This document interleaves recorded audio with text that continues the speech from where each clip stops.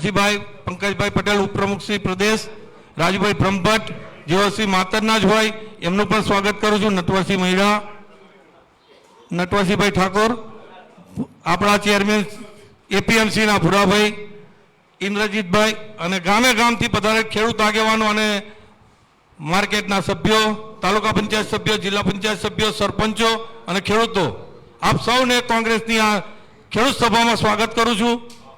માતર અમિતભાઈ, તમારી જેમ આંકલાવની જેમ થોડું આંકલાવ તો તોય આણંદમાં વિકસિત છે, પણ આખું પછાત કહેવાય એવું ખંભાત પછીનું પેલું માતર તાલુકો છે.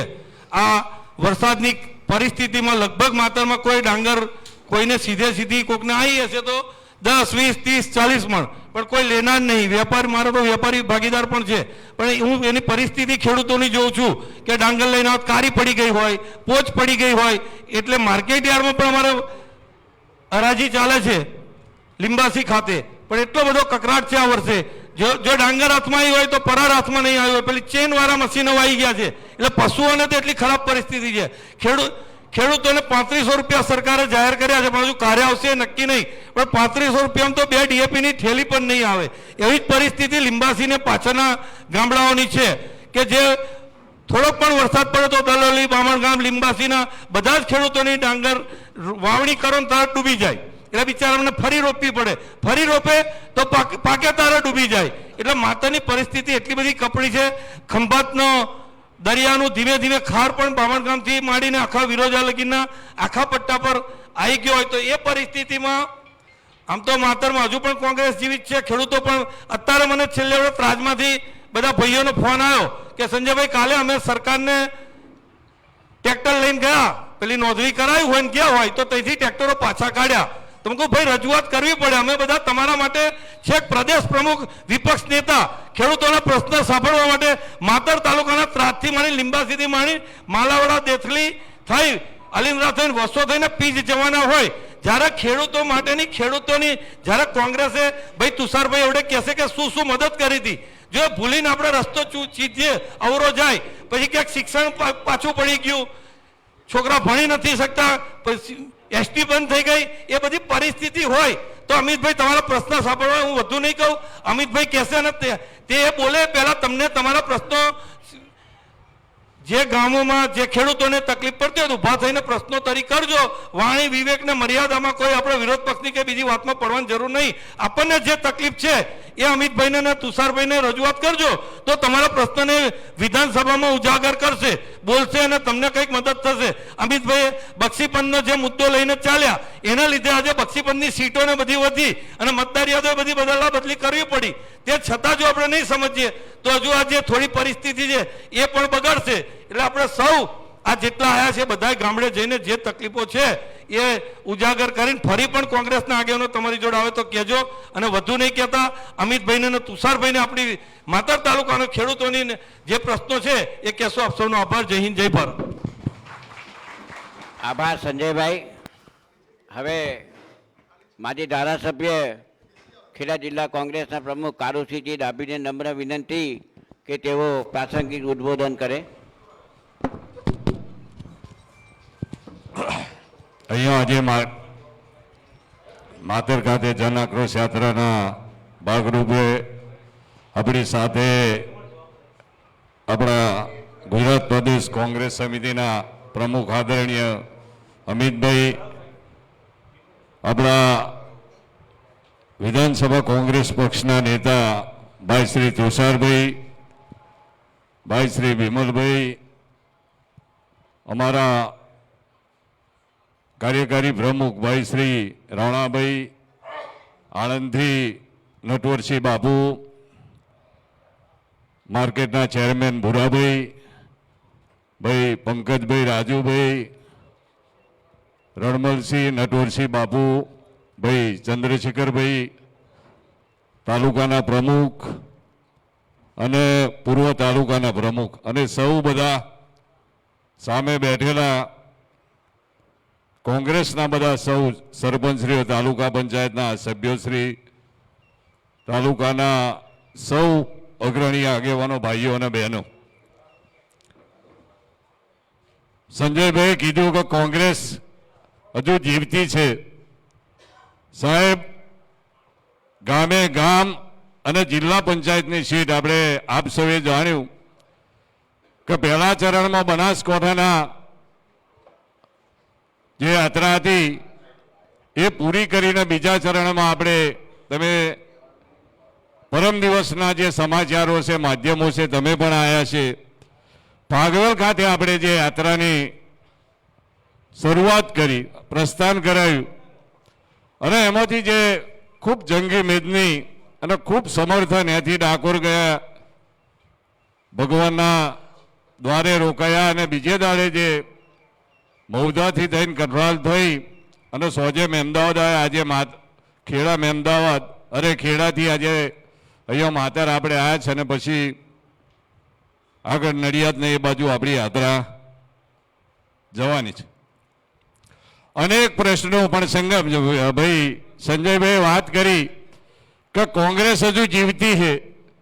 સાહેબ, કોંગ્રેસમાં તો ગામે ગામ, કોઈ ગામ એવું ના હોય કે કોઈ કાર્યકરો ના હોય, એવું ગામ ના હોય. કોઈ બી ગામમાં બધા માનસિક રીતે બધા તૂટી ગયા કે ભાઈ કોંગ્રેસ આવશે નહીં, આવશે નહીં આવે. હવે તો આપણી મતદાર યાદી પણ સાહેબે ખૂબ મહેનત કરી, ઓબીસીમાં પણ ખૂબ મહેનત કરી. તમારે 14% જેટલા વોટ જે ખોટું મતદાન કરતા હતા, ખોટું મતદાન કરવાની એમને તક મળતી હતી. કેમ કે આપણા કાર્યકરો હિંમત રાખીને બૂથ ઉપર ઊભા નતા રહેતા અને જે 14% જે મતદારો હતા એમાં એમને ખોટું કરવાની આદત પડી ગયેલી. એટલે 72-75 લાખ જેવા ગુજરાતમાંથી વોટ માઇનસ થયા. હું એમ કહું, આપણે આટલા બધા યુવાનો હોય, આપણે ચૂંટણીમાં બધી વાતો કરીએ, સભાઓ મોટી મોટી કરીએ, પણ આપણું જે લડાઈનું જે કેન્દ્ર છે એ આપણું બૂથ છે. એટલે આપણા કાર્યકરો જ્યારે બૂથ ઉપર કોંગ્રેસ આવશે નહીં આવે એની રીતે માનસિક રીતે તૂટી જાય. આપણે હિંમતથી લડવાનું હોય બૂથ ઉપર. આપણી જે ખરાખરીની જે લડાઈ છે એ આપણી બૂથ ઉપરની છે.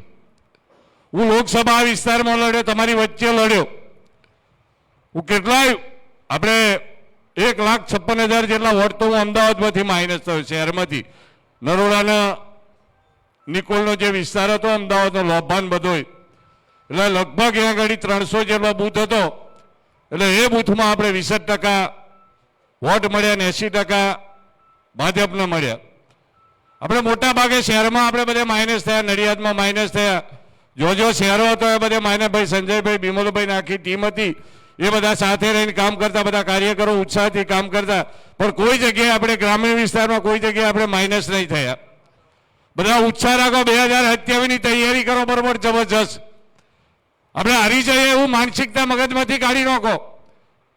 કોને સત્તા મળે, કોને ટિકિટ મળે, કઈ મળે, શું થાય, કોને સત્તા ભોગવો, એમાં બધા પડ્યા વગર કોંગ્રેસના કાર્યકર તરીકે હિંમત રાખીને બૂથ ઉપર કામ કરો. એકલા મિટિંગોમાં આપણે મેળાવડો કરીએ પણ બૂથ ઉપર કામ નહીં કરીએ ને તો ચૂંટણી નહીં જીતી શકીએ. સાહેબ, મહેનત કરે, ગામે ગામ કરો. તમારી જિલ્લા પંચાયતની સીટ પર કેટલી તકલીફ, તમે વિચાર કરો કે સવારે 6 વાગે નીકળે, તૈયાર થઈને 4 વાગે ઉઠવું પડે, 6 વાગે સવાર થઈને પ્રજાના પ્રશ્નો, તમારા પ્રશ્નો માટે. અને હું એમ કહું, તમે ગાંધીનગર અહીંના જે સ્થાનિક આગેવાનો હોય, આપણે તુષારભાઈ બેઠા, આપણે વિધાનસભાના વિરોધ પક્ષમાં બે, તો આપણે પ્રશ્નો હોય તો સાહેબ ના આપીએ. આપણે પ્રશ્નોના રજા, પ્રજાનું કામ કરવું પડે. આપણે સાહેબ પણ કોંગ્રેસ સમિતિમાં બે, આપણે ગમે એવા જટિલ પ્રશ્નો હોય તો એને ઉકેલવા માટે આપણે સતત આપણા કાર્યકરોએ પ્રયત્ન કરવો જોઈએ. આપણે વિરોધ પક્ષ, હું પોતે ધારાસભ્ય હતા, સાહેબ વિરોધ પક્ષમાં હતા. અમે ઘણા બધા કામ કર્યા. આજે પણ અમારા વિધાનસભામાં રસ્તાઓ અમારા વખતના મંજૂર થયેલા કામો ચાલે. અમે નટવરસિંહ બાપુ બધા વિરોધ પક્ષમાં હતા, બધા સાથે બેઠા, ભાઈ અમિતભાઈ ચાવડા સાહેબ જોડે.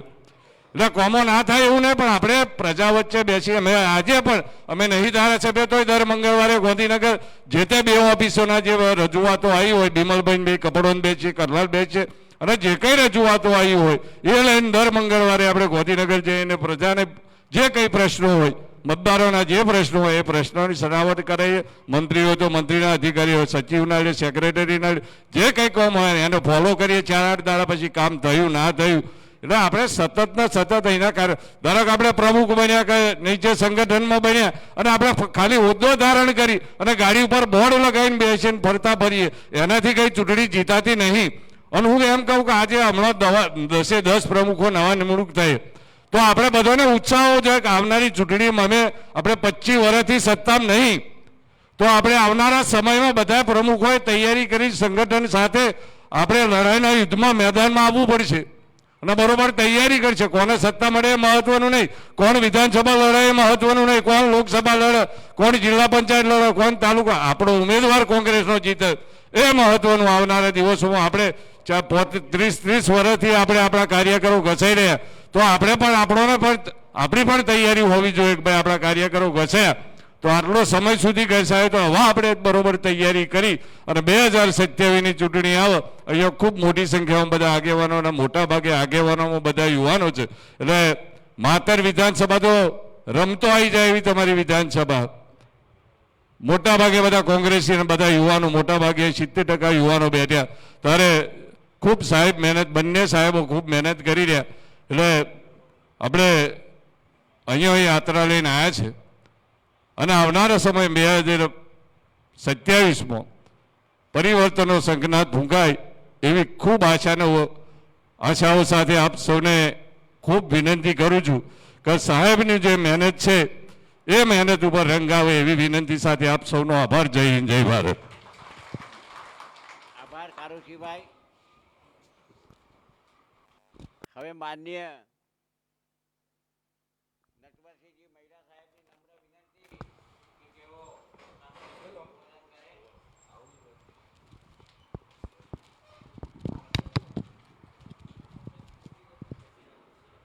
જન આક્રોશ રેલીના પ્રણેતા ગુજરાત પ્રદેશ કોંગ્રેસ સમિતિના યુવાન પ્રમુખ, છેલ્લી 5 ટર્મથી આંકલા વિધાનસભાનું નેતૃત્વ કરતા યુવાન સાથી ભાઈ છે અમિતભાઈ, ગુજરાત વિરોધ પક્ષના નેતા, કેન્દ્રના માજી મંત્રી, અમારા સૌના સાથી આદરણીય તુષારભાઈ, જિલ્લા કોંગ્રેસ સમિતિના પ્રમુખ મોરબી કાળુસિંહભાઈ, ભાઈશ્રી મહેન્દ્રસિંહભાઈ, અમારા સાથી ભાઈશ્રી બિમલભાઈ, અમારા સાથી ભાઈશ્રી સંજયભાઈ, સન્માનિત મંચ, આપ સૌ કોંગ્રેસ પરિવારના સાથી મિત્રો, યુવાન મિત્રો, જન આક્રોશ રેલી પ્રથમ તબક્કો ઉત્તર ગુજરાતમાંથી પૂરો થયો છે. આપ સૌએ મીડિયા મારફત ઉત્તર ગુજરાતની જન આક્રોશ રેલી, એનો પ્રતિભાવ, એના પ્રશ્નો અને લોકોની જે રજૂઆત હતી એ આપ સૌએ જોઈ. એના અનુસંધાને આ મધ્ય ગુજરાતનો બીજો તબક્કો આપણા સૌનું આસ્થાનું સ્થાન, આપણા સૌનું ગર્વ એવા બાતુજી દાદાના સાનિધ્યમાંથી 20મી તારીખે શરૂ થયો છે ને આજે આપની વચ્ચે આવ્યા છે.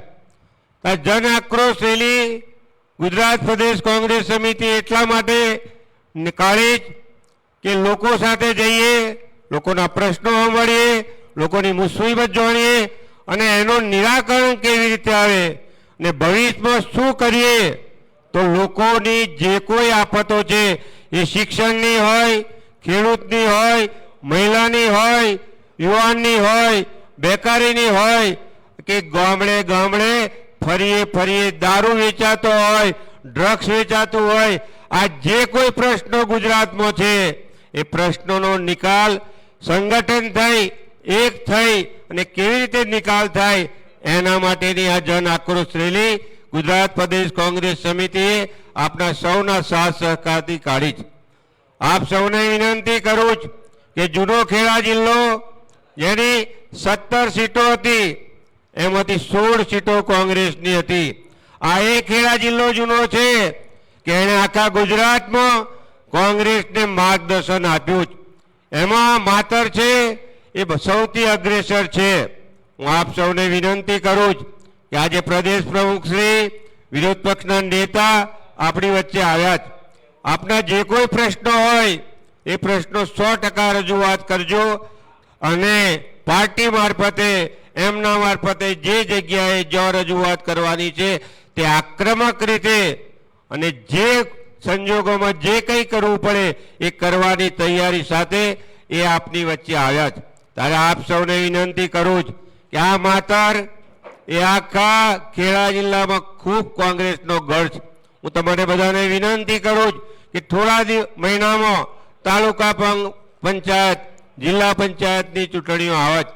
આપણે માત્ર તાલુકા પંચાયત કોંગ્રેસની બનાવીશું તો 2027ની વિધાનસભા 100% આપણે ચૂંટી જઈશું. તો મારી તમને વિનંતી છે, અહીં ખૂબ સમજુ કાર્યકરો છે, સાથી મિત્રો છે, એકતાવાળા છે, એકબીજાની પ્રત્યે ક્યારેય કોઈ અણગમો નથી.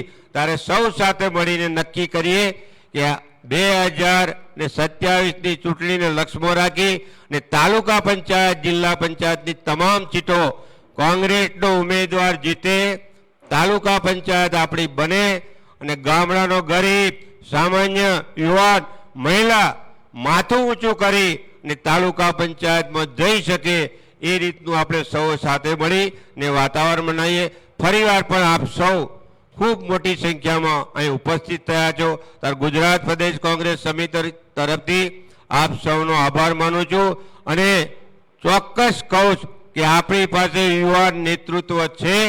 એ નેતૃત્વ 2027માં પરિવર્તન લાવી ગુજરાતમાં કોંગ્રેસની સરકાર બેસવાની છે. આભે પહોંચી ગયું છે. હવે કોઈ જગ્યાએ આપણે ખોટું કરવાનું બાકી રાખ્યું નથી અને પ્રજા પણ સમજી ગઈ. તો એ પ્રજાનું નેતૃત્વ આપણે સૌ સાથે મળીને કરીએ. એના માટે આપ સૌ એક રહીએ એ જ વિનંતી સાથે વિરમું. જય હિન્દ, જય ભારત. ખૂબ આભાર નટવરસિંહજી. તુષારભાઈ વાત કરે પહેલા આપણામાંથી કોઈ ખેડૂતોને, કોઈ બીજાને, આગેવાનોને કોઈ વિસ્તારના પ્રશ્નો હોય, સરકારની કોઈ ભ્રષ્ટાચાર હોય, ગેરવહીવટ હોય, એ બાબતમાં વાત કરવી હોય તો બધાને અહીંયા આવકારીએ છે. અહીંયા આગળ માઇક પર આવીને બોલી શકે છે. Hello hello hello. Maheshbhai Solanki.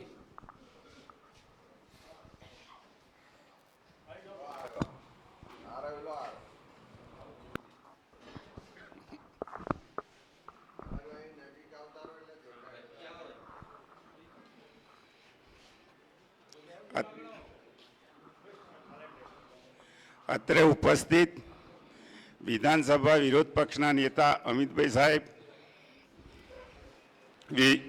વિપક્ષ નેતા તુષારભાઈ, છેલ્લા 2007થી અમારી વિધાનસભામાં બાલ પછાતની જે ગ્રાન્ટ આવતી હતી, જેમાં 10 ગામડા માતર વિધાનસભાના અને 10 ગામડા અત્યારે હાલ સોજિત્રા વિધાનસભાના, જે ગ્રાન્ટ છેલ્લા 2007થી સરકારે બંધ કરી છે, જેના કારણે અમારા કાંસના કામ, સિંચાઈના કામ, આ 2 કામ અગત્યના કામ જે પડી રહ્યા છે એનો તમે ઉગ્ર બાલ પછાત ગ્રાન્ટ ગામ તરીકે તો અમે વિરોધ નોંધાવ્યો છે વિધાનસભામાં તે, પણ હજુ સુધી એનું કોઈ નિરાકરણ મળ્યું નથી.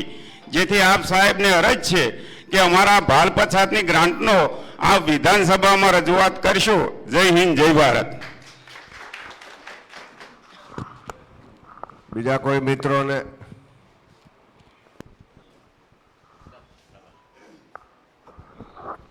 સ્ટેજ પર બેઠેલા મહાનુભાવો, પ્રભાસિંહજી વાઘેલા, ખુમરવાડ, હું આપના માધ્યમ દ્વારા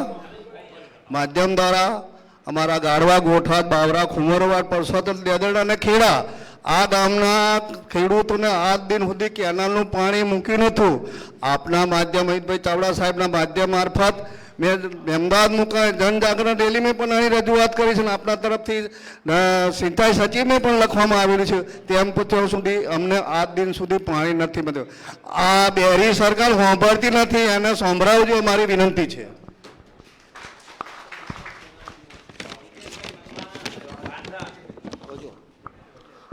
હું હિતેશભાઈ મકવાણા, ખેડા તાલુકાનું વારસંગ એટલે ખેડા જિલ્લાનું છેલ્લું ગામ, બરાબર. ત્યાંનો અમારો એક પ્રશ્ન છે ખેડૂતોનો કે જે વારસંગ ગામ છે એ સાબરમતી નદી અને વાત્રક નદીના બેના સબસંગમના ખૂણા ઉપરનું ગામ છે. જ્યારે ચોમાસામાં નદીમાં રેલ આવે ત્યારે બંને નદીનું પાણી ઓવરફ્લો થાય, અમારા ખેડૂતોની જમીન ધોવાણ થાય, વત્તા અમારા ગામનું જે રહેણાંક વિસ્તાર છે ત્યાંથી હવે 10 ફૂટ દૂર નદી રહી છે. ભવિષ્યમાં આવતા 1-2 વર્ષની અંદર એવું બી શક્ય બની શકે કે રહેણાંક વિસ્તારની અંદર નદીનું પાણી પ્રવેશી શકે અને અમારે જે મેઇન ગામનો આવવા જવાનો રસ્તો છે એ રસ્તો બી ધોવાણમાં જાય એવો છે. એટલે અમારે આ પ્રોબ્લેમ મુખ્યત્વે અમારા ગામના અનુસૂચિત જાતિ વિસ્તારની જે જગ્યા છે ત્યાં આગળ નદીનો વળાંક છે, વાત્રક નદીનો, અને ત્યાં વધારે પડતું ધોવાણ છે. અત્યાર સુધીમાં હું માનું છું ત્યાં સુધી 150 થી 200 વીઘા જમીન નદીમાં ગતી રહી છે. અને એ માટે અમે સરકારમાં રજૂઆત ઘણી કરેલી કે સ્વરક્ષણ દિવાલ અમારી બનાવો, પણ એના એક તબક્કામાં આજથી લગભગ 30 વર્ષ પહેલાં કામ થયેલું અને એ પછીનો બીજો તબક્કો થયો નથી. તો બીજા તબક્કાના કામ માટે અમે ઘણી રજૂઆત કરી. જ્યાં કરોડોનું કામ છે ત્યાં 2-2.5 લાખ રૂપિયા મંજૂર કરે છે અને એ કામ પછી કોઈ કોન્ટ્રાક્ટર કરી શકતા નથી. આ બાબતની અમારી રજૂઆત છે ને આ લેખિતમાં આપને આપીએ છીએ કે જેની આપણે સરકારનું ખાસ ધ્યાન દોજો. આભાર.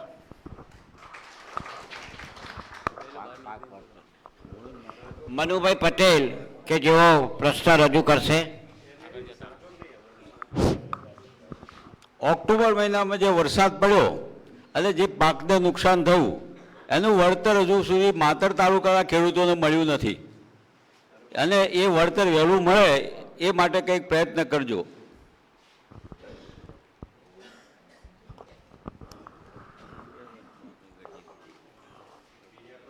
બીજા કોઈ ખેડૂતનો પ્રશ્ન હોય તો પેલા ખેડૂત પ્રશ્ન બીજા થોડા વિચારી રાખો ત્યાં સુધી હમણાં બિમલભાઈ શાહ આપણા આગેવાન છે વાત કરે ત્યાર પછી બીજાને સાંભળીએ. હેલો, મારી સાહેબ એક વિનંતી છે. દર વર્ષે જ્યારે ખેતરમાં આપણે ખાતરની જરૂર હોય છે એ સમય દરમિયાન ખાતર તો મળતું જ નહીં, લાંબી લાઈનો લાગે. જ્યારે જરૂર હોય ત્યારે ખાતર ના મળે અને એ ખાતર કઈ જાય છે, કામ ના હોય તો ખાતર ગમે જોઈએ એટલું મળે એનો શું મતલબ? એટલે ખાતર ટાઈમસર મળે એ માટે કોઈ આયોજન થાય તમારા દ્વારા રજૂઆત થાય એ અગત્યનું છે. હવે બિમલભાઈ શાહ સાહેબને વિનંતી કરું કે તેઓ પ્રાસંગિક ઉદ્બોધન કરે.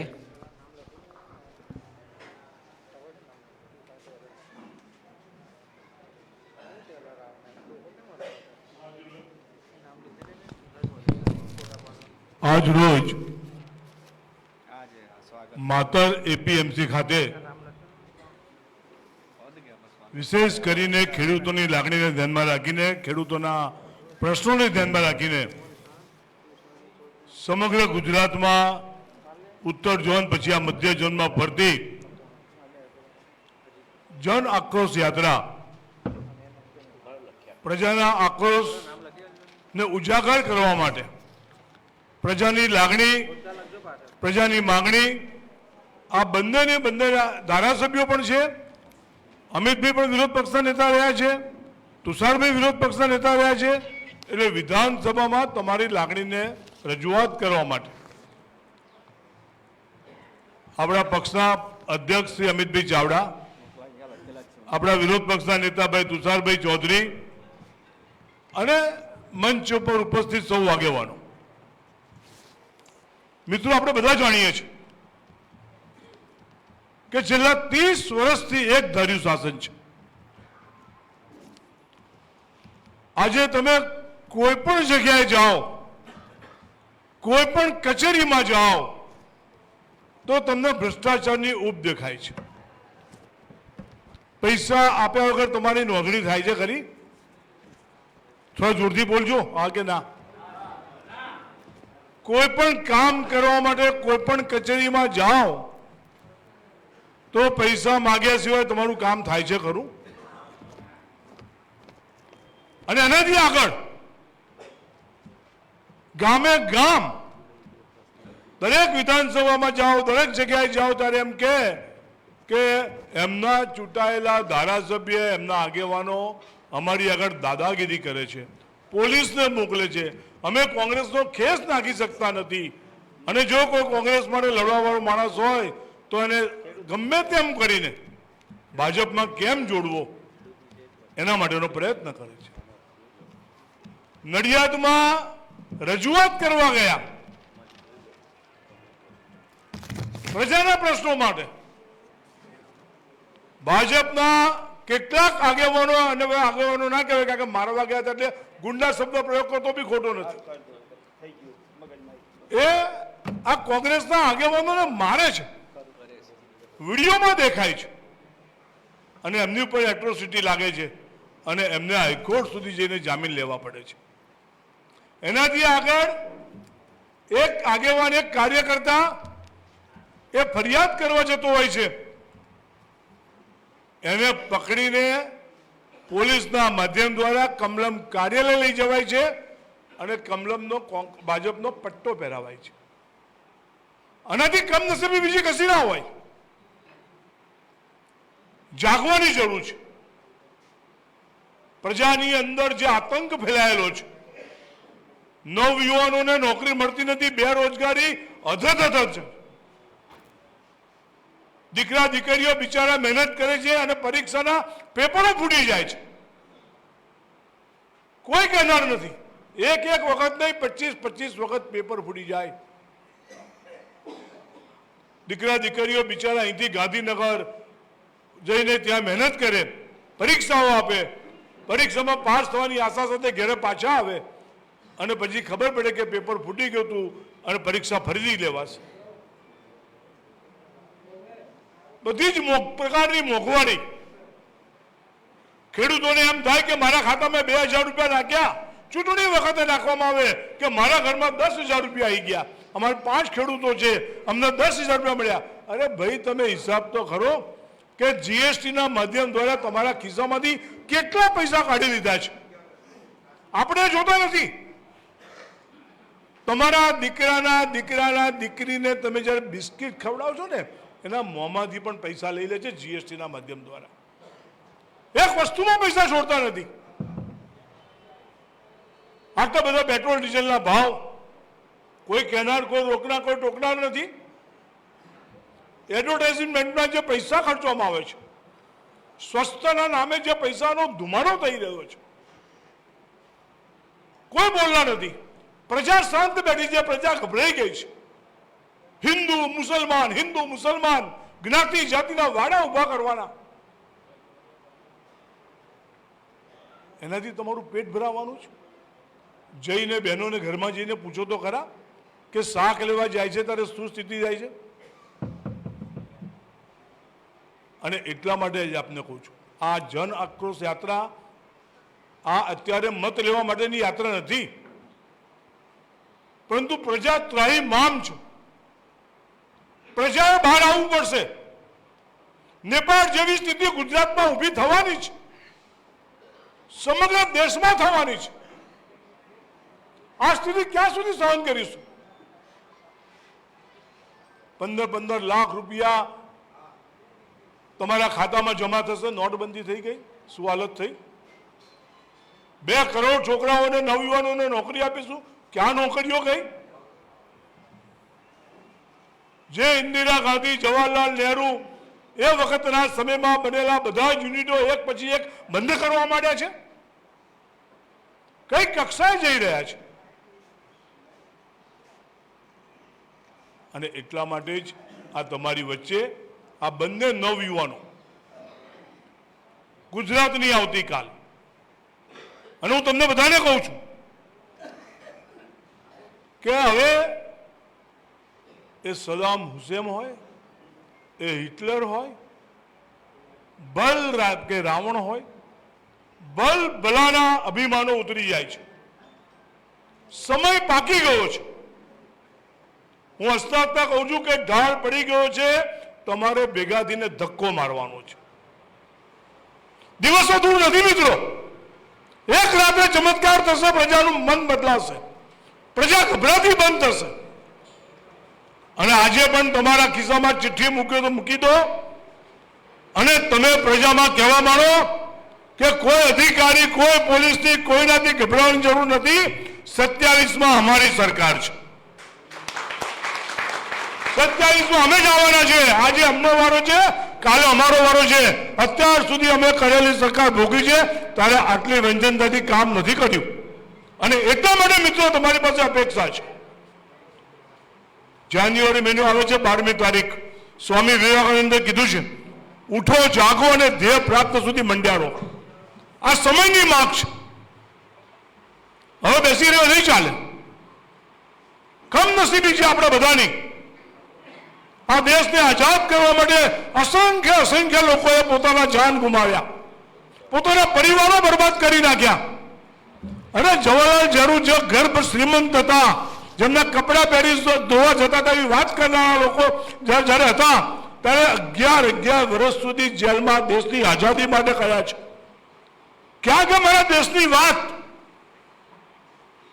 દેશને બરબાદી તરફ લઈ જાય છે. પહેલા એમ હતું કે આપણે બધા જીવતા હતા, મરતા હતા પોતાના દેશ માટે. આજે કમનસીબી આપણે બધા ધીરે ધીરે પોતાનો વિચાર કરતા થઈ ગયા છે. મારું શું અને મારે શું, આ આપણે બધાની કમનસીબી છે. મિત્રો, બહાર આવવું પડશે. તમારી બધા અહીંયા બેઠેલા છે ને, તમારી પેઢી બધી ગયેલી છે.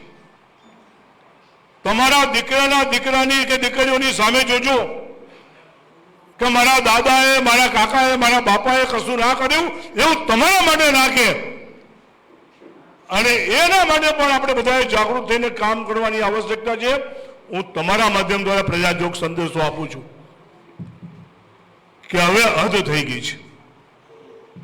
આપણે બધાએ આપણા આવતીકાલના ભવિષ્ય માટે એ જાગૃત થવું પડશે.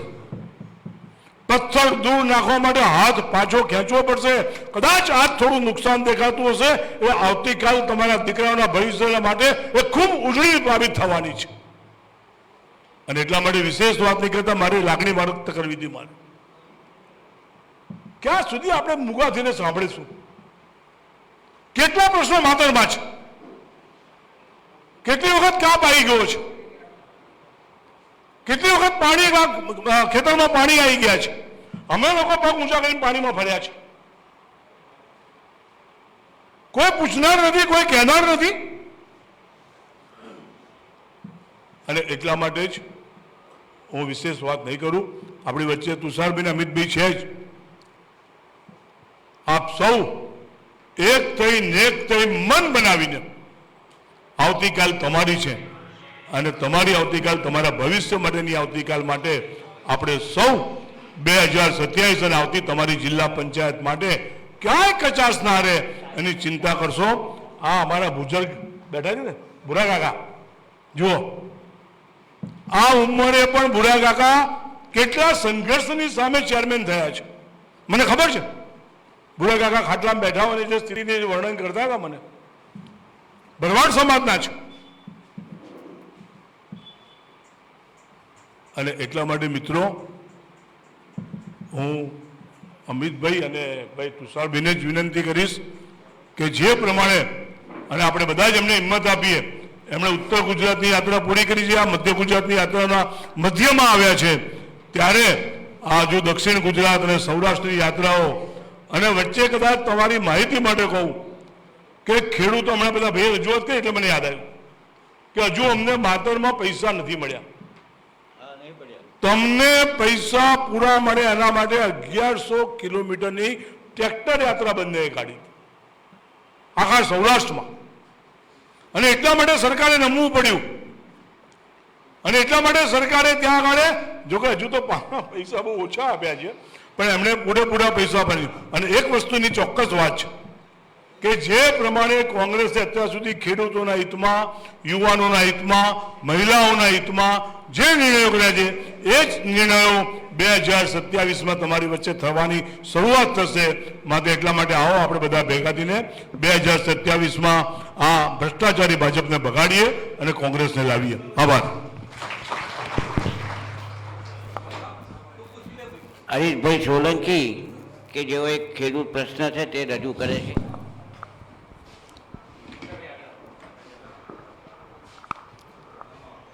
આપ સૌ કાર્યકરોને નમસ્કાર, વડીલોને નમસ્કાર. અમારે અહીંયા ખાતરની વાત માટે ગયા તો જૂનું ખાતર જે પડ્યું છે તે ખાતર લઠ્ઠા થઈ ગયેલું છે. હવે નવું ખાતર કે નેનો બોટલવાળું આવવાનું છે. એટલે સાહેબ ફરજિયાત બોટલવાળું ખાતર અમારા તાલુકામાં મળે છે, એ એક ખેડૂતોનો પ્રશ્ન જ છે. અને માતર તાલુકામાં દેથલી ગામ આવે, છેલ્લા 35 વર્ષથી અમને આશ્વાસન આપવામાં આવે છે કે નહેરનું પાણી નહેર થઈ જ છે અને ખેડૂતોને પાણી મળશે. આજે મિનિમમ 2000 હેક્ટર જમીન અમારી નહેરનું પાણી નથી આવતું ને તરના પાણી ખારા છે, એના કારણે ખેડૂતો ખેતી કરી શકતા નથી. એ પ્રશ્ન મારો હતો. હવે આદરણીય વિરોધ પક્ષના નેતા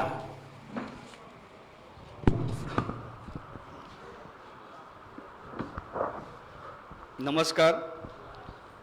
જે ડાંગરમાં નુકસાન થયું એના પૈસાની વાત હતી, તો દરેક ગામની અંદર ખાલી 10-15% પૈસા આવ્યા છે અને એવા લોકોના પૈસા આવ્યા છે કે જે ભાજપ સાથે સંકળાયેલા છે. સાહેબ, ગ્રામ સેવકોએ એમની પાસે લિસ્ટ જાય છે કે ભાઈ આપણો ભાજપનો કાર્યકર કોણ છે, એટલે એ રીતે પૈસાની વહેંચણી થાય છે નુકસાનીના. એટલે પૂરતા પૈસા હજુ કોઈને મળ્યા જ નથી. તાલુકામાં પ્રશ્ન છે જ સાહેબ. હવે વિરોધ પક્ષના નેતા આદરણીય તુષારભાઈ ચૌધરી સાહેબને વિનંતી કર્યું કે તેઓ ઉદ્બોધન કરે.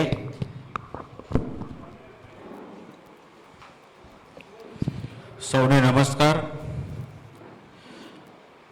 માતર ખાતે આયોજિત આજની જન આક્રોશ સભામાં ઉપસ્થિત ગુજરાત પ્રદેશ કોંગ્રેસ સમિતિના આદરણીય પ્રમુખ શ્રી અમિતભાઈ, ખેડા જિલ્લા કોંગ્રેસ સમિતિના પ્રમુખ અને પૂર્વ ધારાસભ્ય શ્રી કાળુસિંહભાઈ ડાભી, અમારી સાથે ઉપસ્થિત અમારા પ્રદેશ સમિતિના આગેવાનો પૂર્વ ધારાસભ્ય શ્રી બિમલભાઈ શાહ, મુરબ્બી શ્રી પૂર્વ જિલ્લા પંચાયતના પ્રમુખ નટવરસિંહજી મૈડા, ભાઈ શ્રી પંકજભાઈ પટેલ, શ્રી રાજુભાઈ બ્રહ્મભટ્ટ, ખેડા જિલ્લાના કાર્યકારી પ્રમુખ ભાઈ શ્રી મહેન્દ્રસિંહજી, માર્કેટ સમિતિના પૂર્વ પ્રમુખ ભાઈ શ્રી સંજયભાઈ પટેલ, હાલના વર્તમાન પ્રમુખ શ્રી ભૂરાભાઈ રબારી, આપણી વચ્ચે ઉપસ્થિત પૂર્વ ધારાસભ્યશ્રીઓ ભાઈ શ્રી નટવરસિંહભાઈ, ભાઈ શ્રી ઇન્દ્રજીતસિંહભાઈ, મંચ સૌ ભાઈ શ્રી ચંદ્રશેખરસિંહભાઈ ડાભી, પૂર્વ પ્રમુખ શ્રી, ઉપસ્થિત સૌ આગેવાનો, ભાઈઓ બહેનો, યુવા દોસ્તો, સૌ પ્રથમ તો મારી વિનંતી, જે લોકોએ હમણાં રજૂઆત કરી છે એ રજૂઆત લેખિતમાં મારી ઓફિસે વિધાનસભા રૂમ નંબર 103માં મોકલી આપવાની વિનંતી કરું છું. કારણ કે લખેલું હશે તો વંચાશે અને લખેલું હશે તો આગળ મોકલાશે. તો એ રજૂઆતો મારા સુધી પહોંચશે તો હું તમને ખાતરી આપું છું કે સરકારના મંત્રી સુધી, જરૂર લાગશે તો મુખ્યમંત્રી સુધી, અને આવનારું વિધાનસભા સત્ર જ્યારે આવવાનું છે ફેબ્રુઆરી-માર્ચ મહિનામાં, તો વિધાનસભામાં પણ પ્રશ્નો દ્વારા કે ચર્ચા દરમિયાન પણ તમારા પ્રશ્નો અમે મૂકીશું. એટલે એ જે પણ રજૂઆત આપે કરી છે એ તમામ મને લેખિતમાં મોકલી આપવા વિનંતી છે. આજે આપ સૌએ જે રજૂઆત કરી એ રજૂઆતનો સરવાળો કરીએ તો એ 25-50 હજાર કરોડમાં ખેલ પતી જાય એવો છે. એવી કોઈ મોટી માંગણી ખેડૂતોની છે નહીં. પછી એ ટેકાના ભાવની વાત હોય કે વરસાદના કમોસમી નુકસાનની વાત હોય, તો સરકારની જો ઈચ્છા શક્તિ હોય તો સરકાર આ માંગણી એક દિવસમાં પૂરી કરી શકે. પણ સરકારની ઈચ્છા શક્તિ જ ના હોય તો આવી માંગણી ક્યારેય પૂરી થાય નહીં. આ વાત હું એટલા માટે કરું છું કે હું જ્યારે 2004થી 2014 10 વર્ષ સંસદ સભ્ય હતો, મારી સાથે તમારા વિભાગના દિનસાભાઈ પટેલ પણ સંસદ સભ્ય હતા, બાજુના જિલ્લાના ભરતસિંહભાઈ સોલંકી પણ સંસદ સભ્ય હતા. ત્યારે કોંગ્રેસની સરકાર દિલ્હીમાં હતી, મનમોહનસિંહ સાહેબ જ્યારે વડાપ્રધાન હતા, શ્રીમતી સોનિયા ગાંધી ત્યારે અમારા યુપીએના ચેરપર્સન હતા, અને ત્યારે આવી જ ખેડૂતોની માગણી સમગ્ર દેશમાંથી સરકાર પાસે આવી હતી કે ખેડૂતને ફરી બેઠો કરવો હોય તો એનું સંપૂર્ણ દેવું કે ધિરાણ માફ કરવું પડશે, ત્યાં સુધી ખેડૂત બેઠો થઈ શકશે નહીં. અને એ વખતે કોંગ્રેસની સરકારે ચર્ચા વિચારણા કરીને નિર્ણય લીધો કે અમે લોકો 60,000 કરોડ સુધીની રકમ ખર્ચવા તૈયાર છે, પણ છેલ્લા 10 વર્ષનું ખેડૂતનું દેવું અમે નાબૂદ કરીશું. એ નિર્ણય સાથે સરકાર આગળ વધી અને છેલ્લા 10 વર્ષના ખેડૂતોના આંકડા સરકારે મંગાવ્યા તો આંકડો આવ્યો ત્યારે 60,000 કરોડની જગ્યાએ 71,000 કરોડનો આંકડો આવ્યો. 11,000 કરોડ રૂપિયાની રકમ વધી ગઈ. તો નાણાં વિભાગ જોડે સરકારે ચર્ચા કરી તો નાણાં વિભાગે એમ કીધું કે ભાઈ તમે 8 વર્ષના દેવા જ નાબૂદ કરો 10ની બદલે તો 60,000માં પૂરું થઈ જશે. પણ એ વખતે શ્રીમતી સોનિયા ગાંધી અને મનમોહનસિંહજીએ એમ કીધું ભાઈ આ ખેડૂતની વાત છે, ખેડૂતના હિતની વાત છે, એમાં રૂપિયા હામું ન જોવાય. ભલે 11,000 કરોડ સરકારના જાય તો ભલે જાય, પણ 71,000 કરોડનું ઐતિહાસિક દેવું સમગ્ર દેશના ખેડૂતોનું જો માફ કર્યું હોય તો એ કોંગ્રેસની સરકારે કર્યું. અને એ દેવા માબૂદીનો લાભ માતર તાલુકો હોય, ખેડા જિલ્લો હોય, આણંદ જિલ્લો હોય કે સમગ્ર મધ્ય ગુજરાતના ખેડૂતોને એ વખતે મળ્યો હતો. એ પછી ક્યારેય કોઈ સરકારે ખેડૂતોનું દેવું નાબૂદ થયું કે કર્યું નથી. એ આપ સૌ એના સાક્ષી છો. અમરસિંહભાઈ ચૌધરી જ્યારે મુખ્યમંત્રી હતા ત્યારે ખેડૂતોની રજૂઆત એમને મળી તો એક જ ઝાટકે સમગ્ર ગુજરાતના ખેડૂતોના ખેતરમાંથી એમણે મીટરો કાઢી નાખેલા અને હોર્સ પાવર દીઠ વીજળી એમણે આપેલી. તમને બધાને યાદ હશે કે 5 હોર્સ પાવરનું કનેક્શન લો તમે તો 3 હોર્સ પાવર ફ્રી મળતા હતા. 625 રૂપિયામાં ખેડૂતને આખું વર્ષ વીજળી વાપરવા મળતી હતી. એ નિર્ણય પણ કોંગ્રેસની સરકાર અને અમરસિંહભાઈ ચૌધરીએ લીધેલો. આજે એના પછી તો કેટલાય મુખ્યમંત્રી બની ગયા, કેટલી સરકારો બદલાઈ ગઈ, પણ કોઈ સરકારની તાકાત નથી કે ફરી પાછા તમારા ખેતરે મીટરો લગાડ્યા હોય. આજે પણ હોર્સ પાવર દીઠ ખેડૂતોને વીજળી મળે છે. આ વાત મારે એટલા માટે કરવી છે કે અહીંયા જે 50 વર્ષથી વધારે ઉંમરના લોકો બેઠા છે, આપણા માટે આ છેલ્લી તક છે, અભી નહીં તો કભી નહીં. અને આ વાત હું તમને એટલા માટે કરું છું કે તમારા ઘરમાં જે 18 થી 40 વર્ષના છોકરાઓ છે કે છોકરીઓ છે કે વહુ આવી છે, એને તમારે આ વાત કરવી પડશે કે કોંગ્રેસની સરકાર કેવા કામ કરતી હતી, કોંગ્રેસની સરકારમાં ખેડૂતોનું કેવી રીતે સરકાર દ્વારા ભલું થતું હતું. એ વાત નવી પેઢીને ખબર નથી. એ વાત આપણે આપણી ઘરમાંથી શરૂઆત કરશો તો જ યુવા પેઢીને પણ કોંગ્રેસની સરકારે શું કામ કર્યા છે એ ખબર પડશે. કારણ કે આજે 18 થી 40 વર્ષનો મતદાર છે, એને સરકાર જોઈ જ નથી. કોંગ્રેસની સરકાર જ એને જોઈ નથી. તેને ખબર કેવી રીતે પડે કે કોંગ્રેસની સરકાર કેવા કામ કરતી હતી? કારણ કે અત્યારે તો એને તો આમાં જે દેખાય એ જ સાચું માને છે. આમાં જે દેખાય એ જ સાચું માને છે. અને આમાં તો આ 60 વર્ષ પહેલા નહેરુએ શું કરતા હતા, નહેરુએ શું ભૂલો કરેલી, એના સિવાય મોબાઈલમાં કોઈ ભાજપવાળા પીરસતા જ નથી. તેથી એને તો એવું લાગે કે અત્યારે બી મોદી સાહેબને નહેરુ જ નડે છે. આવી વાત અત્યારે વાસ્તવિકમાં ચાલી રહી છે. એની શરૂઆત આપણે આપણા ઘરથી કરવી પડશે. અને આજે પરિસ્થિતિ શું થઈ છે, 2014માં અમે સરકારમાં હતા. હું ને ભરતસિંહભાઈ ને દિનસા પટેલ ત્રણે સરકારના મંત્રી હતા. દેશ આઝાદ થયોના 68 વર્ષ પછી ભારત સરકારનું દેવું એ વખતે 2014માં 55,87 લાખ કરોડ હતું. 67 વર્ષમાં કેટલું દેવું? 55.87 લાખ. એમાં તો કેટલાય ડેમો બની ગયા, કેટલી યુનિવર્સિટી બની ગઈ, IIM જેવી હોસ્પિટલો બની ગઈ, ઇફકો ક્રિપ્કો જેવી ખાતરની કંપનીઓ બની ગઈ, નવરત્ન કંપનીઓ, ONGC જેવી, HPCL, BPCL જેવી ઓઇલ કંપનીઓ, રિફાઇનરીઓ બની, આટલા બધી નેશનલ હાઈવે બન્યા, રેલવેની લાઈનો નવી બની. આટલું બધું કર્યું, એમાં દેવું 55.87 લાખ કરોડ હતું. પણ આપણા સાહેબ આયા ગુજરાતથી ત્યાં દિલ્હી પહોંચ્યા ને 2014થી અત્યારે 2025 ચાલી રહ્યું છે. 11 વર્ષમાં ભારત સરકારનું દેવું 186 લાખ કરોડે પહોંચાડી દીધું છે.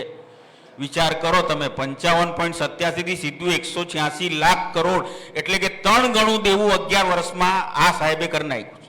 તો 3 ગણું દેવું કરીને ઘી પીવાવાળી સાહેબની વૃત્તિ હોય તો આપણા બાપે બી ટીપું ઘી તો આવવું જોઈએ કે ના? તો આજે તો તમે ફરિયાદો જ કરો છો. આજે આપણે તો ફરિયાદો જ કરીએ છીએ કે ખેડૂતને ન્યાય નથી મળતો, ખેત મજૂરને ન્યાય નથી મળતો, શિક્ષિત બેરોજગારને ન્યાય નથી મળતો. તો આ 186 લાખ કરોડનું દેવું થયું કેવી રીતે?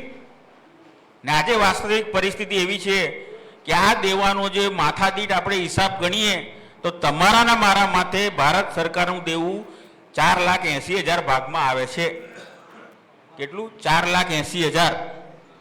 અને ગુજરાત સરકારનું દેવું તમે ગણો તો ગુજરાત સરકારનું દેવું પણ આપણા માથાદીઠ 51,000 રૂપિયા છે.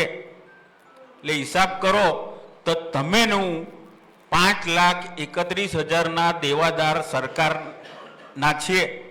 આપણે જાતે દેવું કરેલું હોય, આપણી લોન લીધી હોય, હપ્તા ચાલતા હોય ને આપણે ઉછીના લીધા હોય, એ પછી ઉમેરજો રાતે ઊંઘતી વખતે. પણ 5,31,000નું દેવું તો તમે માથે સરકારનું લઈને ફરો છો, એ પરિસ્થિતિમાં આવી ગયા છે. એટલે હજી ગમે એટલું વેચી આખો દેશ વેચી નાખે તોય આ દેવું ભરાય નહીં. એ દિશામાં ભારત દેશ જઈ રહ્યો છે. એ દિશામાં ભારત દેશ જઈ રહ્યો છે. એક શેના માટે જઈ રહ્યો છે કે સાહેબને ગમે એવા પ્રોજેક્ટો કરવા જ સાહેબ હમણાં બુલેટ ટ્રેનનો પ્રોજેક્ટ કરે છે. આપણે હમણાં રસ્તામાં જોયું ને, બુલેટ ટ્રેનનું કામ ચાલી રહ્યું છે. બુલેટ ટ્રેનનો પ્રોજેક્ટ છે 109 લાખ કરોડનો. 109 લાખ કરોડ. એમાં એ ટ્રેન શરૂ થશે તો કેટલા જણ બેસશે એમાં? 1344 એક સાથે બેસી શકે. એનાથી 1345માં એ ટ્રેનમાં બેસી શકવાનો નથી. એટલે માની લો કે 2 ફેરા મુંબઈના કરશે, તે બી ખાલી ગુજરાતને અમદાવાદથી મુંબઈ. અચ્છા, બીજે કશે જવાની નથી બુલેટ ટ્રેન. તો અમદાવાદથી મુંબઈ જવા માટે તો બંને જગ્યાએ એરપોર્ટ છે, વિમાનો ઉડાઉડ કરે છે. બાકીની બી તેજસ, શતાબ્દી, રાજધાની જેવી ફાસ્ટ ટ્રેનો બી છે કે જે 6 કલાકમાં પહોંચાડી દે છે. તો 109 લાખ કરોડનું આંધણ કરવાની કંઈ જરૂર હતી ખરી? ને 109 લાખ કરોડનું કરવું જ હતું તો કપડવનથી આગળ રેલવે લાઇન તમે પહોંચાડો, માતરમાં બી રેલવે લાઇન લાવો, આ બાજુ દાહોદમાં બી લઈ જાઓ, કે આખા ગુજરાતમાં નેશનલ હાઈવે વધારે સારા બનાવો, વધારે બનાવો, કે નવા ડેમો બનાવો કે જેથી ખેડૂતને ફાયદો થાય. પણ આવી કોઈ યોજના સાહેબના મનમાં નથી. સાહેબને ખાલી વટ પાડવા જોઈએ અને વટ પાડવા બુલેટ ટ્રેન લઈને આવ્યા છે, પણ આખા દેશને દેવામાં ડૂબાડી દીધો છે. આવું જ કામ સરકાર કરી રહ્યા છે. હમણાં જે કોંગ્રેસ સરકારે મનરેગા યોજના લાવેલા, મનરેગા યોજનામાં કેન્દ્ર સરકારનો જે હિસ્સો હોય, એ કેન્દ્ર સરકારનો હિસ્સો છેલ્લા 6 વર્ષથી સાહેબે કાપી નાખ્યો છે. લોકોને કરોડ રૂપિયા મજૂરી ચૂકવવાની બાકી છે. હવે તો જોબ કાર્ડ બી નવા મળતા નથી. જે લોકો પાસે જોબ કાર્ડ છે એને સરકારે ના પાડે છે કે બજેટ જ નથી, પૈસા આવતા જ નથી, એટલે કામ મળશે નહીં. બાકી તમને યાદ રાખો કે કોરોનામાં જે લોકડાઉન રહ્યું ને 3 વર્ષ જે કોરોનામાં આપણા ગયા, ત્યારે મનરેગા યોજનાને કારણે જ લોકો જીવતા રહી શક્યા. કારણ કે ત્યારે કોઈ કામ ધંધો મળતો નહોતો, લોકો ઘરની બહાર નહોતા જઈ શકતા. ત્યારે ગામડામાં રહેતા લોકો માટે નરેગા એકમાત્ર એવું માધ્યમ હતું કે જેના થકી એનું ઘર ચાલ્યું, એ જીવી શક્યો. આવી યોજના પણ આ મોદી સાહેબ બંધ કરવા તરફ જઈ રહ્યા છે.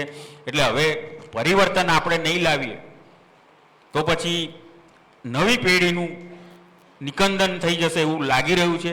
એટલા માટે અમે તો જન આક્રોશ યાત્રા લઈને નીકળ્યા છે કે આપ સૌ એમાં સહભાગી બનો, અમને સહકાર આપો અને આ પરિવર્તનના શંખનાદ સાથે અમે નીકળ્યા છે એમાં તમારો પણ સૂર પુરાવો એવી મારી આપ સૌને વિનંતી છે. સૌનો આભાર. જય કોંગ્રેસ. ખૂબ ખૂબ આભાર આદરણીય તુષારભાઈ. હવે જન આક્રોશ યાત્રાના મુખ્ય ગુજરાત પ્રદેશ કોંગ્રેસ સમિતિના પ્રમુખ અને જન આક્રોશ યાત્રાના પ્રણેતા શ્રી અમિતભાઈ ચાવડા સાહેબને નમ્ર વિનંતી કરું કે તેઓ શ્રી ઉદ્બોધન કરે. સંજયભાઈ ધીરું બોલે છે. આજે જન આક્રોશ યાત્રા નું બીજું ચરણ 20 તારીખે ફાગવેલ ભાથીજી દાદાના ચરણોમાં શીશ ઝુકાવીની શરૂઆત કરી અને આજે તમારા માતર ખાતે પહોંચ્યા છે. ત્યારે મંચ પર બિરાજમાન આપણા વિધાનસભા કોંગ્રેસ પક્ષના નેતા આદરણીય તુષારભાઈ ચૌધરી, જિલ્લા કોંગ્રેસ સમિતિના પ્રમુખ પૂર્વ ધારાસભ્ય માન્ય કાળુસિંહભાઈ, આપણા કાર્યકારી પ્રમુખ યુવાન સાથી મહેન્દ્રસિંહભાઈ, આપણા પ્રદેશના વરિષ્ઠ આગેવાનશ્રીઓ મુરબી બિમલભાઈ શાહ, માન્ય નટવરસિંહભાઈ મૈડા, આપણા લોકલાડીલા આગેવાન ભાઈ સંજયભાઈ પટેલ, આપણા પૂર્વ ધારાસભ્યશ્રીઓ મુરબી નટવરસિંહ બાપુ, ઇન્દ્રજીતભાઈ, આપણા વરિષ્ઠ આગેવાનો, આપણા એપીએમસીના ચેરમેન મુરબી ભુરા કાકા, આપણા પૂર્વ ધારાસભ્ય લોકલાડીલા આગેવાન માન્ય મોડાસિંહભાઈ, માન્ય પંકજભાઈ, રાજુભાઈ બ્રહ્મભટ્ટ, રણમલસિંહભાઈ, ચંદ્રશેખરભાઈ, મુરબી ઈશ્વરભાઈ, આપણા તાલુકા કોંગ્રેસના યુવાન પ્રમુખ અજીતસિંહભાઈ, શહેરના પ્રમુખના આપ સૌ વડીલો, ભાઈઓ બહેનો અને સાથી યુવાન મિત્રો, તુષારભાઈ એક વાત કીધી કે અત્યારે કોઈ ચૂંટણી પણ નથી, કોઈ મત પણ નથી લેવાના અને કોઈ સરકાર પણ બદલાઈ જવાની નથી. પણ આખા ગુજરાતમાં જેમ અહીંયા તમે પ્રશ્નો રજૂ કર્યા કે એક બાજુ ખેતરમાં ખાતરની જરૂર હોય, ખેડૂતો લાઈનમાં ઊભા હોય, પણ એને પૂરતું ખાતર મળતું નથી અને ખાતર આપે તો પણ એમાં કાળાબજારી થાય અને ખાતરની જોડે ફરજિયાત પેલી નાની બોટલ લેવડાવે છે કે નહીં? માતરમાં લેવડાવે છે ને, શું કહે છે એને? નેનો. પેલી નેનો ગાડી તો ના ચાલી, પણ હવે આ નેનો ખાતરની બોટલ લેવડાવે છે. એટલે પૂરતું ખાતર ના મળે, નિયમિત ના મળે, એના કાળાબજારી થાય અને ઉપરથી પાછી નેનો લેવડાવે એટલે ખેડૂતો તકલીફમાં આવે.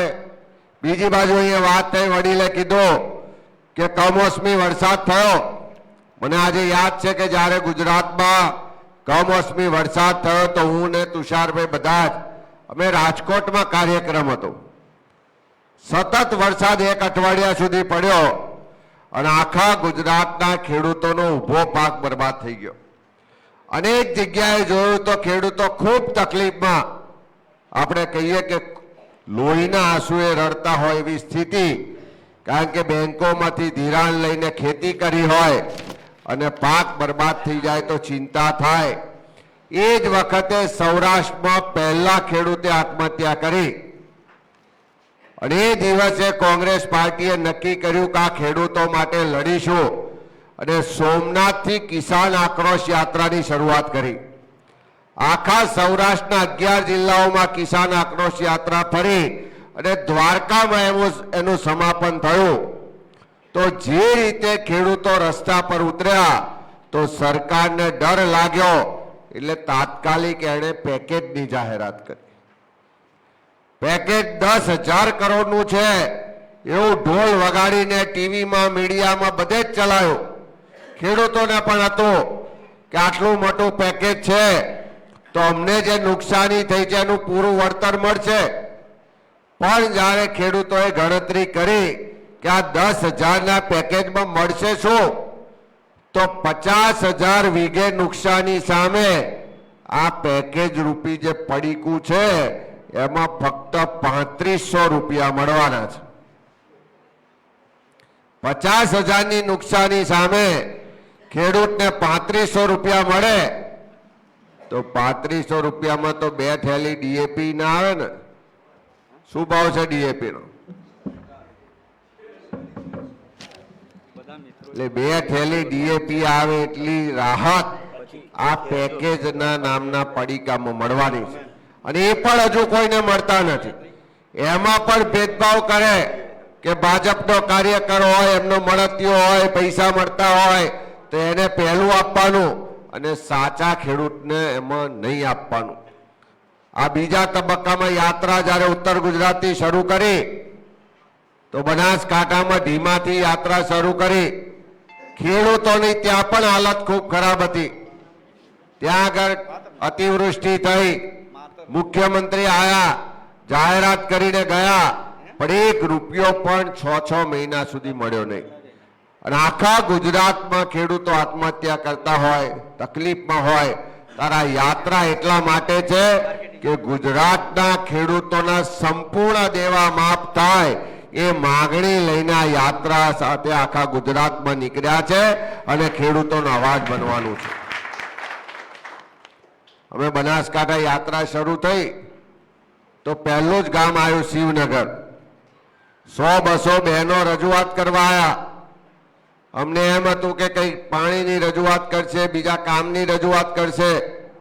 બહેનોએ આવીને કીધું કે અમારા ગામમાં પીવાનું પાણી મળતું નથી, અમને પેલી સનદો નથી મળતી, પણ સૌથી મોટો પ્રશ્ન છે કે પીવાનું પાણી નથી મળતું પણ દારૂની ડ્રેલમ છેલ છે એમાંથી અમને બચાવો. અમારા છોકરાઓ નાની ઉંમરે નશાના રવાડે ચડે છે, મોતને ભેટે છે, નાની ઉંમરે બેન દીકરીઓ વિધવા થાય છે. પોલીસને કહેવા જઈએ તો પોલીસ સાંભળતી નથી. બુટલેગરો બેફામ છે, એવી રડતા રડતા રજૂઆત એ બહેનોએ કરી. આપણે ત્યાં મળે છે કે નહીં મળતું? કેટલાના ગામમાં મળે દારૂ? હાથ ઊંચો કરો તો. આખા તાલુકામાં મળે છે, આખા તાલુકામાં. અને આ બાકીના નહીં મળતું, કેટલાના ગામમાં મળે? હાથ ઊંચો કરો. અહીં કોઈ પોલીસ વાળો પકડી જવાનો નથી. આ પોલીસ વાળા હપ્તા લે છે એવું કેટલા લોકો માને છે? હાથ ઊંચો કરો તો.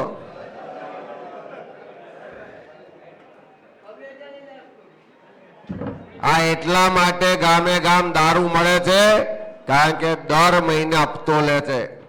અને આ હપ્તો આ પોલીસ વાળા, માતર વાળા, લીંબાસી વાળા, કઈના લોકલ ખેડાના લે છે એવું નહીં. આ હપ્તો દર મહિને અહીંયાથી ઉઘરાય અને ગાંધીનગરમાં મુખ્યમંત્રી કે ગૃહમંત્રીનું કાર્યાલય હોય ત્યાં સુધી હપ્તો પહોંચે છે. એટલે આ બુટલેગરોને કોઈનો ડર રહ્યો નથી. એ બહેનોનો આક્રોશ જે હતો એ જ વાત લઈને અમે સાબરકાંઠામાં ગયા. ગાંધીનગર, અરવલ્લી, મહેસાણા, પાટણ, ગઈકાલે માનો કે ભાગવેલ હોય કે ડાકોર હોય, બધી જ જગ્યાએ ગામે ગામ એક જ વાત છે કે દારૂની રેલમછેલ છે, યુવાનો બરબાદ થાય છે, નાની ઉંમરે બહેન દીકરીઓ વિધવા થાય છે. અને હવે તો દારૂની સાથે પેલું ડ્રગ્સ આવ્યું છે. એકવાર જો ડ્રગ્સનો નશો કરતા થયા તો આખું કુટુંબ બરબાદ થઈ જાય. એ નશો ક્યારેય છોડાઈ શકાતો નથી. તો આ દારૂ ને ડ્રગ્સના નશામાંથી ગુજરાતને બચાવો એ વાતને લઈને નીકળ્યા છે અને આ જન આક્રોશ યાત્રા લઈને તમારી વચ્ચે આવ્યા છે. યુવાનો બેકાર છે, નોકરીઓ નથી મળતી. આજે જ હમણાં મોબાઈલમાં જોતો હતો કે પરીક્ષાઓ આપવા જાય તો પેપરો ફૂટી જાય.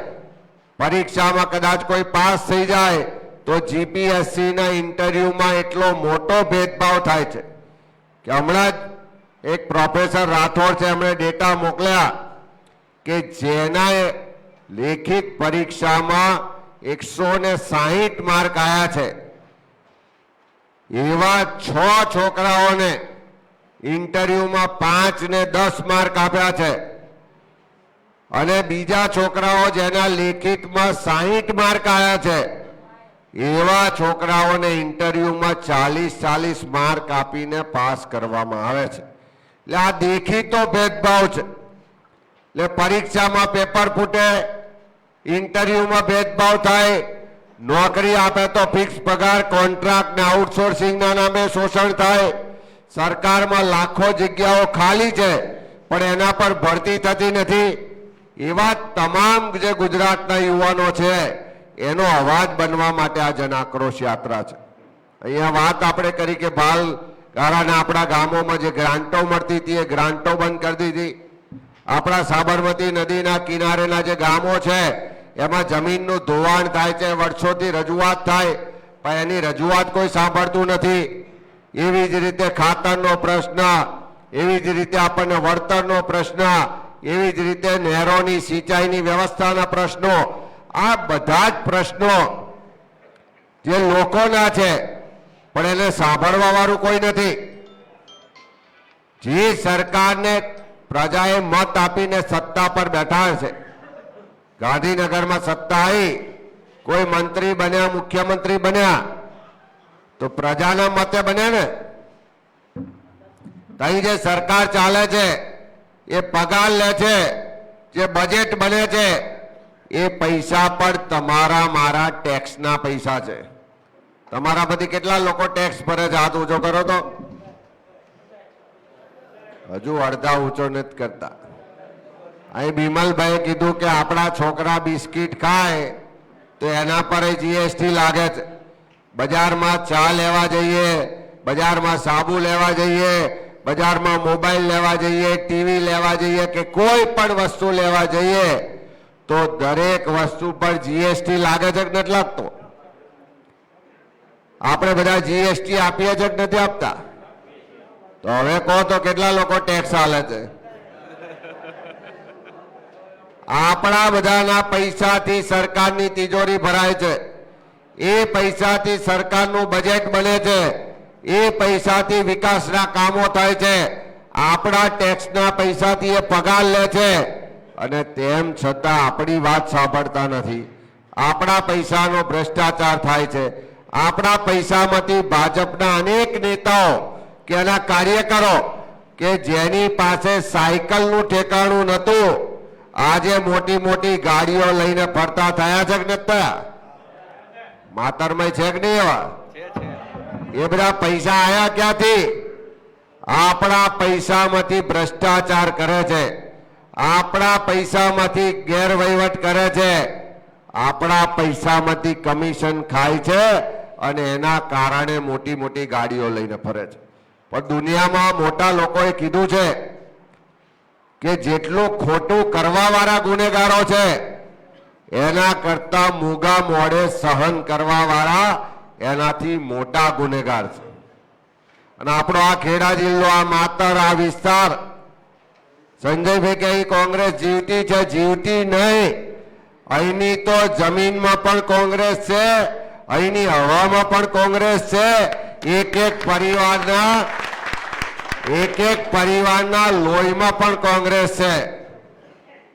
જો આપણે થોડી મહેનત કરીશું, ફરી પાછા લોકોની વચ્ચે જઈશું, લોકોના ઓટલા પર, ખાટલા પર એને ઘેર બેસી એની તકલીફો, પીડા, એની વાત સાંભળીશું, એને આશ્વાસન આપીશું કે ચલો અમે તમારી સાથે છે, ભેગા થઈને લડીએ, રસ્તા પર ઉતરીને લડીશું, તો આ એ જ ધરતી છે કે જે અંગ્રેજો સામે લડાઈનું નેતૃત્વ પણ લેવા વાળા નેતાઓ, આપણા વડવાઓ આ ધરતીનું નેતૃત્વ કરતા હતા.